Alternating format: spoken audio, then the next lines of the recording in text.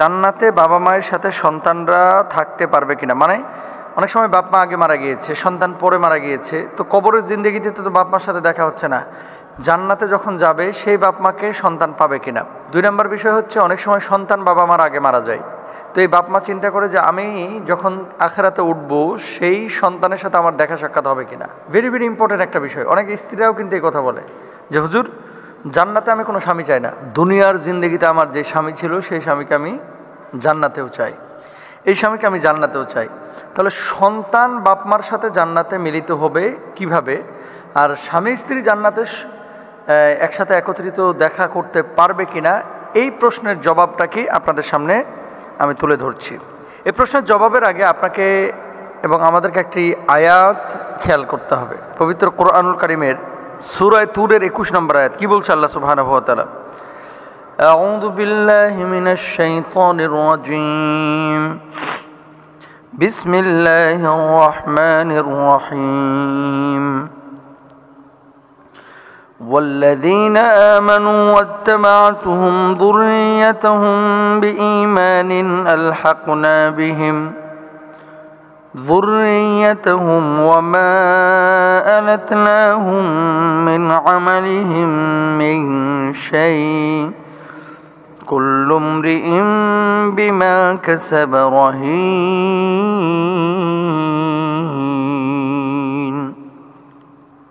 সাদাকাল্লাহুল আযীম। কি বলছেন আল্লাহ সুবহানাহু ওয়া তাআলা? বলছেন আর যারা ঈমান আনে এবং তাদের সন্তান সন্ততি ঈমানের সাথে তাদের অনুসরণ করে, আমরা তাদের সাথে তাদের সন্তানদের মিলন ঘটাবো এবং তাদের কর্মের কোনো অংশই কমাবো না।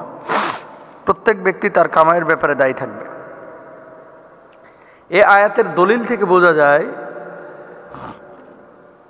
বাপ মা যদি জান্নাতে যায়, সন্তান সন্ততি যদি জান্নাতে যায়, আল্লাহ সুবহানাহু ওয়া তাআলা ওই সন্তান সন্ততির সাথে বাপ মার জান্নাতে মিলন ঘটায় দেবে। সুবহানাল্লাহ। এবং এটা জান্নাতে যেহেতু যা আপনি চাইবেন আল্লাহ তাআলা সেটারই ব্যবস্থা করে দেবেন, ফয়সালা করে দেবেন।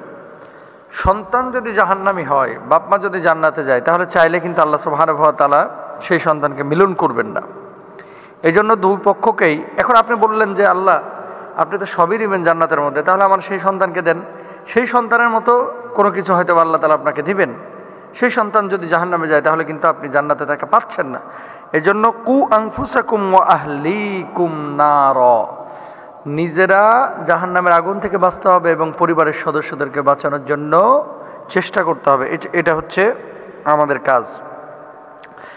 এই আয়াতের ব্যাখ্যা আব্দুল্লাহ ইবনে আব্বাস রাদিয়াল্লাহু তাআলা আনহু বলেন, আল্লাহ তাআলা সৎকর্মপরায়ণ মুমিনদের সন্তান সন্ততিকেও তাদের সম্মানিত পিতৃপুরুষদের স্তরে পৌঁছে দিবেন, যদিও তারা কর্মের দিক দিয়ে সেই স্তরের যোগ্য না হয়, যেন সন্তানের পেয়ে বাবা মার চোখ শীতল হয়।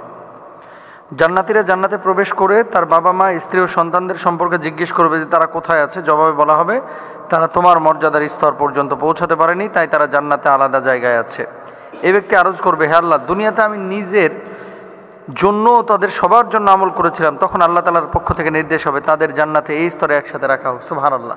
অর্থাৎ বান্দা আল্লাহর কাছে প্রকাশ করবে যে আল্লাহ আমি যে জান্নাতে আসলাম আমার স্ত্রী কোথায়, আল্লাহ আমি যে জান্নাতে আসলাম আমার সন্তান কোথায়। সন্তান বলবে আল্লাহ আমি তো জান্নাতে আসলাম, আমার আব্বা কোথায়, আমার মা কোথায়।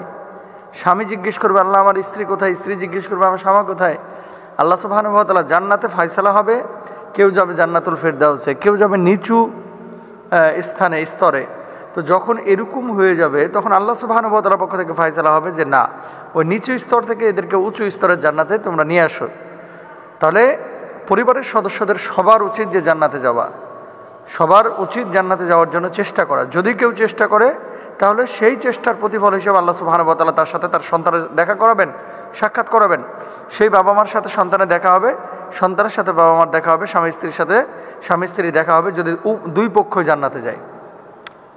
এখন আমরা কি করি, আরেকজনের ঘাড়ে জান্নাতের দায়িত্ব দিয়ে দিই, ঠিকাদারি দিয়ে দিই, নিজে আমল করি না। হুজুরে দোয়া করলে যদি জান্নাত পাওয়া যায়, পীর সাহেবের কাছে মুরিদ হয়ে দোয়া করলে যদি জান্নাত পাওয়া যায়, এরকম আমাদের একটা টেন্ডেন্সি, চেতনা আছে। না, প্রত্যেকে আমরা চেষ্টা করবো জান্নাতে যাওয়ার। আল্লাহ তাআলা তৌফিক দান করুন।